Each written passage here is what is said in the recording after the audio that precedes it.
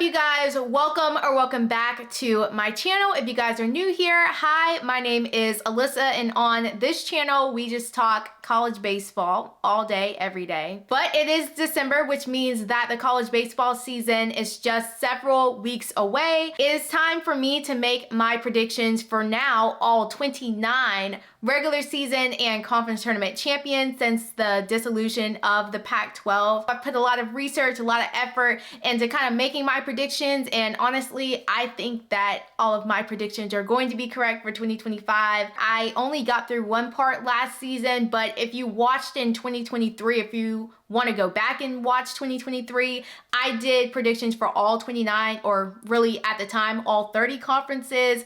This is part one. Like 2023, we're gonna have 4 more parts afterwards with either 5 or 6 conferences that I'm going to be going over in each video. It's going to be a mixture of mid-major and Power 5 programs as well. Make sure you guys stay tuned, you like, comment, and subscribe, and also make sure that you turn your notifications on so that you don't miss when I upload a video. In addition to conference predictions, there's just going to be a lot more content with the rubber match leading up to the season, which I'm really excited to be rolling out for you guys in between those predictions throughout these next few weeks. And without further ado, let's get into the intro. Down to second base is Hodge at second base for Coastal Carolina.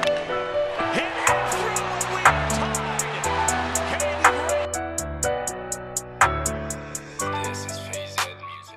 So we have got to start the season off on the right mid-major foot, which means we are taking it out west to the Western Athletic Conference. Now, there aren't going to be any new teams entering this conference for 2025, but I will mention that after the 2025 season, UT Rio Grande Valley and also Stephen F. Austin University, they will be leaving the conference after this season. The regular season champs in the Western Athletic Conference were the Grand Canyon Lopes.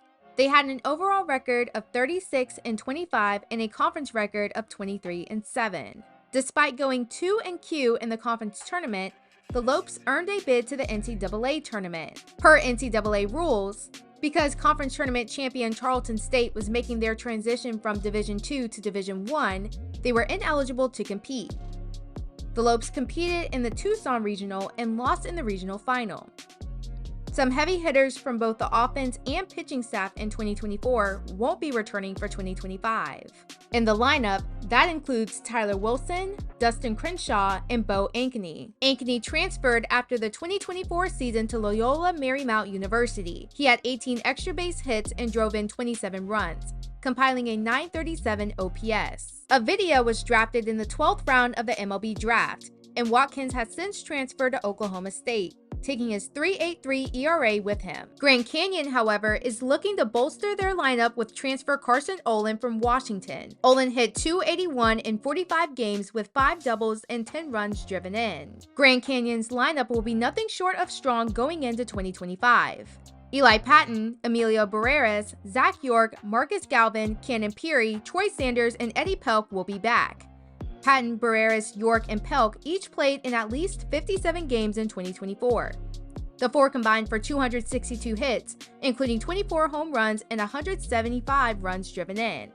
On the pitching side, right-handers Isaac Lyon, Walter Quinn, and sophomore Carter Madison could make up the weekend rotation for the Lopes. Lyon in 2024 finished with a .397 ERA and 17 appearances, going 6-8 in 82 and a third innings. He allowed 36 earned runs and 16 walks while striking out 79. Quinn compiled a .272 ERA in 22 appearances, with a 3-3 record in 44 and 2/3 innings. He allowed 11 earned runs and 16 walks while striking out 34. In 2024, Madsen threw a no-hitter en route to a .597 ERA and 61 and a third innings as a freshman. He allowed 38 earned runs and 27 walks while striking out 80. All in all, I don't see many weaknesses on this squad, especially given the state of the conference. There's a strong lineup returning with young guys ready to jump in, and the pitching looks strong too. There are multiple options that I didn't even mention for the bullpen and the weekend rotation.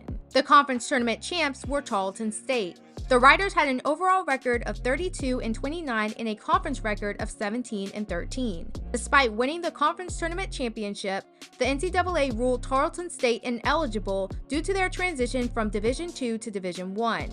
Their lineup in 2024 was senior heavy, and as of right now, there is no roster for the 2025 season, meaning that I am not going to be going back and forth and doing extra research to see who's back next season. We've got 5 more conferences and dozens of teams to go, so we've got to keep it pushing. Contenders for the Western Athletic Conference include Cal Baptist. Cal Baptist was a contender for me last year. This year, they have a handful of guys ready to take over those spots in the starting lineup. The only problem is that they will have to replace their entire weekend rotation. If they were to do so, I think they have a chance. In the Western Athletic Conference, I have a Grand Canyon sweeping. I think that for the past couple of years, they've tended to kind of choke in the tournament, and I don't think that will be the case in 2025. I feel like the Western Athletic Conference outside of Grand Canyon, I feel like is a little bit weaker than some of these other mid-major conferences in college baseball. I think the departure of Sam Houston State played a pretty big role in that, but also Grand Canyon is a very strong team on its own. Despite the players that they lost in 2024, they have some potential draft picks for 2025, and I think that this team is just going to be successful this year and they'll sweep the conference. Next up is the Missouri Valley Conference. The regular season conference champions were Indiana State. The Sycamores finished the season with a 44-15 record overall and a conference record of 22-5. Indiana State lost to Evansville in the conference tournament championship. They earned an at-large bid to the NCAA tournament and competed in the Lexington Regional, losing to Kentucky in the regional final. Following the 2024 season, Indiana State head coach Mitch Hannes accepted a head coaching position at USF. This set off a devastating chain of events for any mid-major college baseball program, as basically the entire team hopped into the transfer portal. I hate to say it, but it might look like a rebuild year for the Sycamores. I would hate to dig in the wounds a little bit deeper, but I must list everybody that will not be on this team in 2025. On the pitching side of things, Brennan Cutts is headed to Louisville. The Cincinnati Reds drafted Luke Hayden. Jacob Pruitt is headed to Mississippi State. Jared Spencer is headed to Texas. Simon Gregerson is headed to Kentucky. Offensively, Luis Hernandez is headed to LSU, and Dominic Listy is headed to Clemson. New head coach Tracy Archuleta, who has over 20 years of head coaching experience and was the longtime coach of the University of Southern Indiana, has some new pieces to work with. Nomar Garcia hit .359 in 57 games for Talladega College, who competes in the NAIA. He had 65 hits, including 2 doubles and 6 home runs while driving in 53 runs. He also flies around the base paths, recording 42 stolen bases in 45 attempts. Carter Beck, a sophomore outfielder from the University of Mary, hit .349 in 49 games last season, compiling 66 hits, including 10 doubles, 3 triples, and 12 home runs while driving in 53. Weston Folk hit .327 in 63 games, with 55 hits, including 9 doubles, 5 home runs, and 45 runs driven in at LSU Eunice. There are a couple of guys from the 2024 offense who will be returning this season. Keegan Garris had a strong summer in the Northwoods League and has the potential to be in the lineup next season. On the mound, Jacob Spencer and Max McEwen could find themselves having bigger roles in 2025. Additionally, Grant Parson, a sophomore right-hander from the University of Southern Indiana, could find himself in the weekend rotation after compiling a 3.9 ERA in 11 games. In 60 innings, he allowed 26 earned runs and 28 walks while striking out 60. Opponents batted just .215 against him. The Ohio Valley Conference also named him Freshman of the Year last season.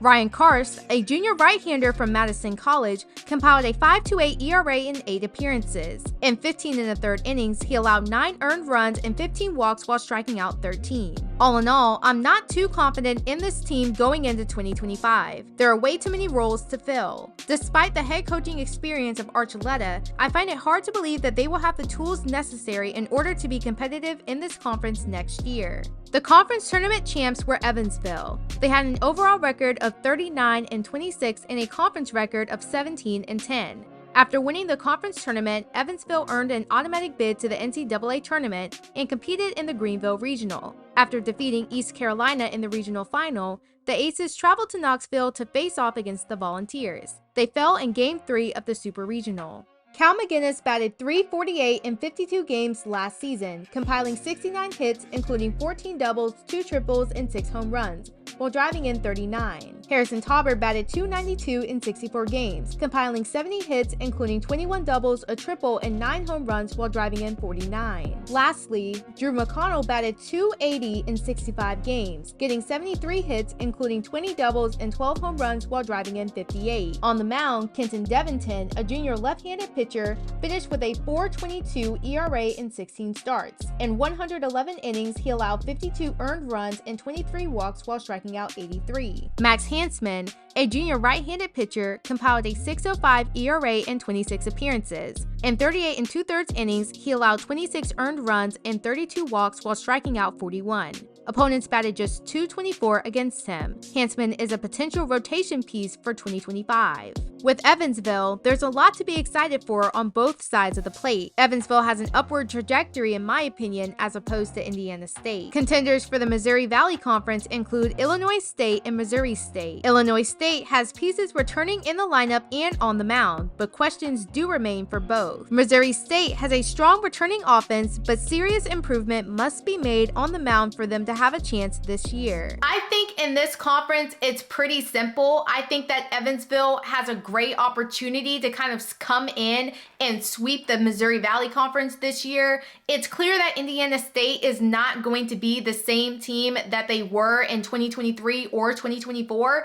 And quite frankly, that's okay. That's what happens with mid-major programs that are really successful and they have really great guys. Whenever there's some type of coaching change, these players move on to different opportunities. I also think that it gives Evansville a really good opportunity to just come in and take over the conference. They will possibly win another straight NCAA tournament bid. I'm predicting that they will, and they might take another team to a game 3, quite possibly the #1 seed like they did with Tennessee last season. And you know what? They might win that game and they might find themselves in Omaha. The next conference up, one of my favorite conferences, just given how much competition is in the conference, is the Big West. The regular season conference champions in the Big West were the UC Santa Barbara Gauchos. The Gauchos finished with a 44-14 record overall and a Big West record of 26-4. UC Santa Barbara earned the 14th seed in the NCAA tournament and lost in the regional final to Oregon. Following the 2024 season, UC Santa Barbara lost many people, including Ryan Gallagher, Mike Gutierrez, Matt Ager, Aaron Parker, Jacetta Brown, and Brandon Dufree. On offense, the Gauchos are returning 3 guys to the lineup that will have big shoes to fill for 2025. Sophomore infielder Jonathan Menendez batted .272 in 50 games last season, compiling 49 hits, including 2 doubles and 4 home runs while driving in 30. Corey Nunez had a strong start to the 2024 season before a hand injury halted him after 13 games. Latrey McCullum, a senior outfielder, batted .320 in 50 games last season with 40 hits, including 8 doubles and 14 RBIs. On the mound, junior right-hander Tyler Bremner is back with his .254 ERA in 19 appearances. He had an 11-1 record in 2024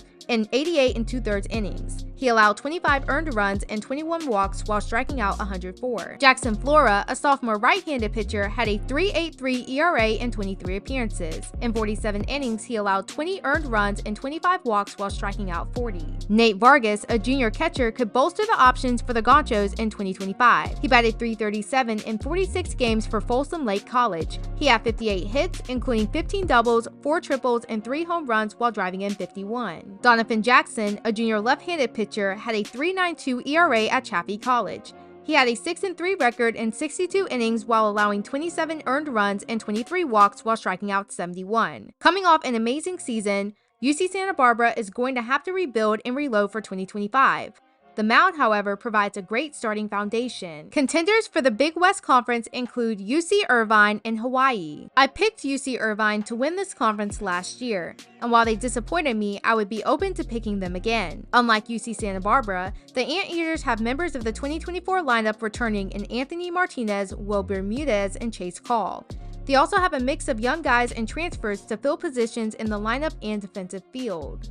They are equipped in terms of the weekend rotation with Ricky Ojeda and Danny Suarez among those who can fill positions. The Rainbow Warriors are in the mix too, with sophomores Itsuki Takamoto and Sebastian Gonzalez for the weekend rotation roles. This past summer, Takamoto earned Pitcher of the Year in the Cape Cod League. In 2024, both held opponents to a .219 average. At the plate for Hawaii, upperclassmen Jordan Donahue, Jarrett Kwan, and Ben Ziegler-Namio and sophomore Matt Mora look to carry on in the lineup in 2025. So this conference was particularly hard to predict. Like, it's always hard for me to predict, but I feel like that's the fun part of predicting the Big West. And I feel like I know I've predicted that this team would either sweep the conference or like actually just win the regular season conference. But also, guys, this is going to be the first year that the Big West is bringing back their conference tournaments for both baseball and softball. So we've got two regular season and conference tournament. So not necessarily just regular season like I kind of predicted the past couple of years.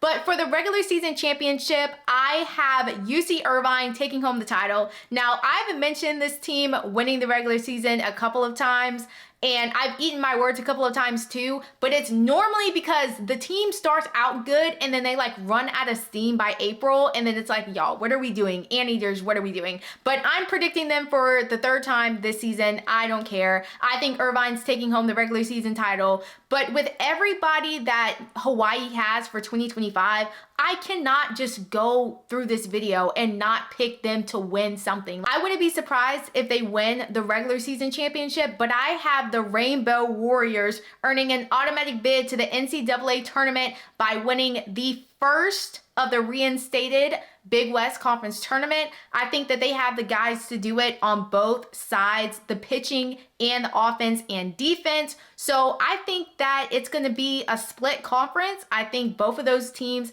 have an opportunity to earn bids to the NCAA tournament, and we'll just see what happens. I'm definitely going to be following this conference as the season goes on. The fourth conference in this video is the America East. The regular season and conference tournament champions in the America East were Bryant. Bryant finished with a 36-22 overall record and a conference record of 17-7. They went 2-Q in the Athens Regional in the NCAA tournament. On offense, Bryant has 3 returners to their everyday lineup. Zach Zions batted .369 in 44 games last season. He had 62 hits, including 13 doubles, a triple, and 8 home runs while driving in 33. Gavin Noriga batted .330 in 56 games in 2024. He compiled 68 hits, including 12 doubles, 2 triples, and 18 home runs, while driving in 58. Both had an OPS over 1,000. Lastly, Gavin Gregor batted .252 in 55 games with 51 hits, including 12 doubles and 2 home runs while driving in 24. With pitching, senior right-hander Luke DeLongchamp had a .276 ERA with a 5-2 record in 14 appearances. In 65 1/3 innings, he allowed 20 earned runs and 18 walks while striking out 59. All in all, bringing back the top 2 hitters in the lineup and the top pitcher puts Bryant in a position to win the conference again. Contenders for the America East include UMass Lowell and Maine. UMass Lowell has their top 2 pitchers for 2025 with higher ceilings and a host of returners to the lineup. On the other hand, Maine's entire rotation needs a redemption tour, or maybe a come to Jesus moment for next season. But if they pull it off, with the lineup that they have, they can sweep the conference. Now, with this conference, I'm hoping I'm not eating my words again. I picked Maine to win the conference last year, and they proceeded to like finish last. I feel like it's not a terribly difficult conference for Maine to win, but I think that this is a perfect opportunity for that entire weekend rotation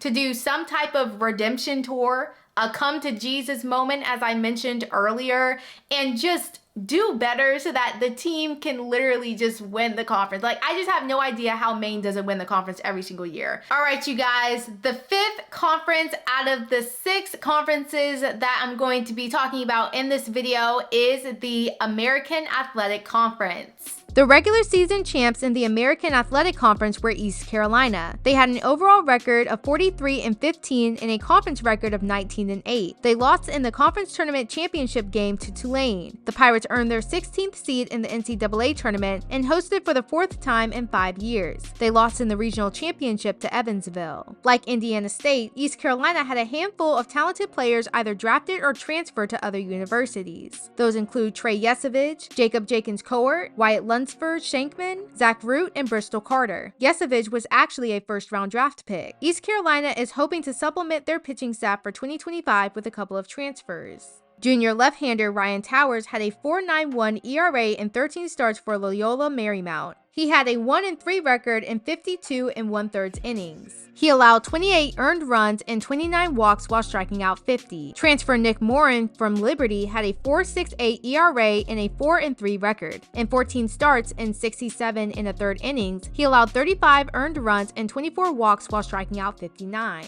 For returning offense, senior outfielder Riley Johnson batted .339 last year in 63 games. He had 77 hits, including 2 doubles, 5 triples, and 4 home runs while driving in 33. Dixon Williams, a junior infielder, batted .308 in 62 games, compiling 64 hits, including 11 doubles and 9 home runs while driving in 43. On the mound, sophomore left-hander Ethan Norby had a .379 ERA and went 4-0 in 20 appearances. In 59 1/3 innings, he allowed 25 earned runs and 25 walks while striking out 63. Sophomore right-hander Jackson DiLorenzo had a .462 ERA and went 2-2 in 20 appearances.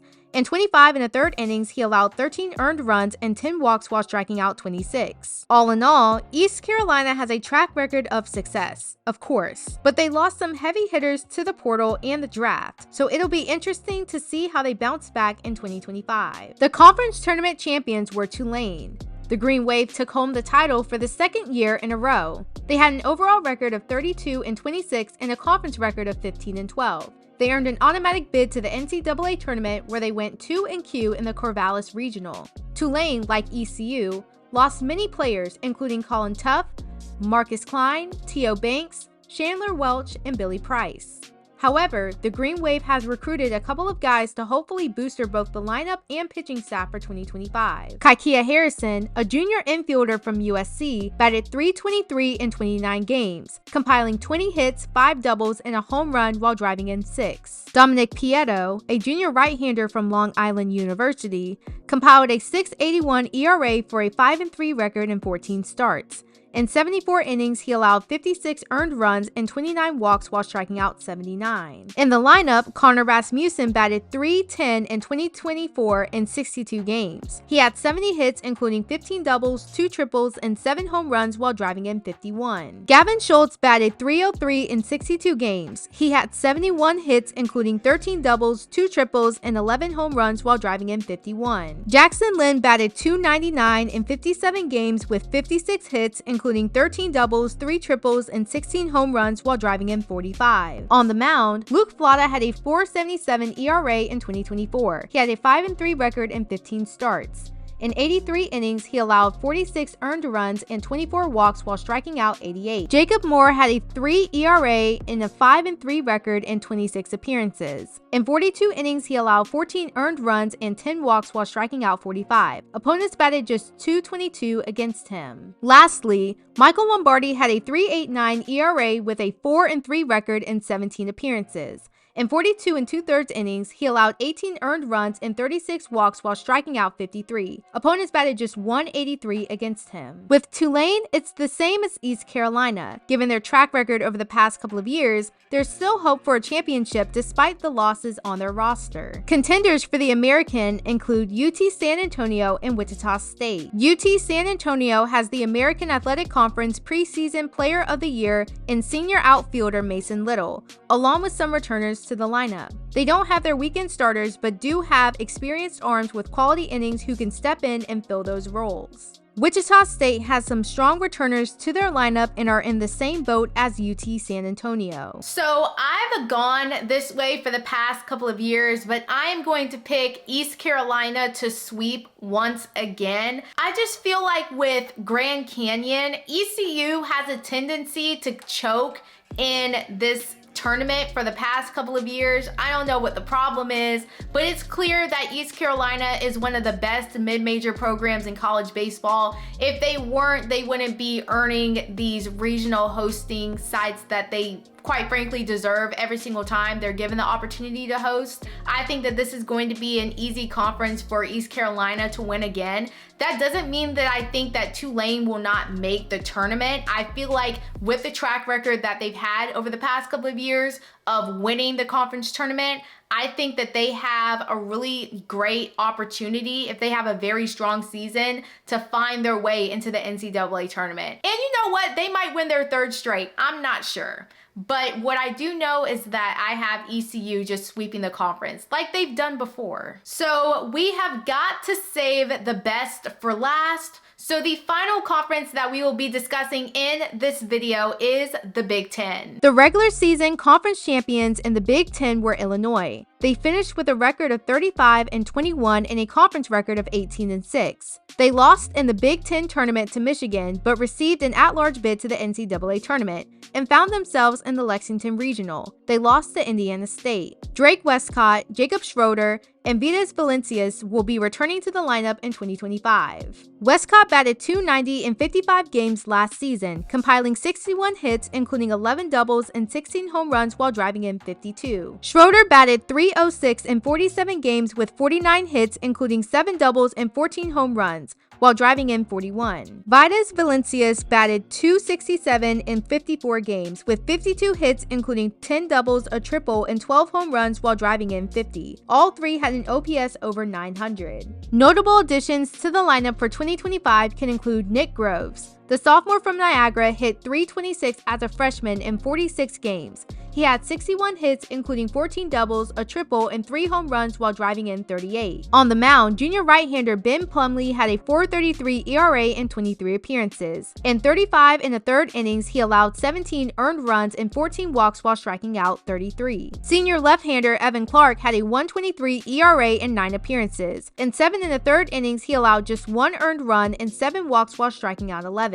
Additionally, a couple of Division III arms could find themselves either in the weekend rotation or bullpen next season. Junior right-hander Tyler Schmidt had a .437 ERA in 12 starts. In 70 innings, he allowed 34 runs and 31 walks while striking out 93 at U Washington Lacrosse. Ryan Daly had a .308 ERA at the University of St. Francis last year. He had a 9-2 record, and in 73 innings, he allowed 25 earned runs and 14 walks while striking out 87.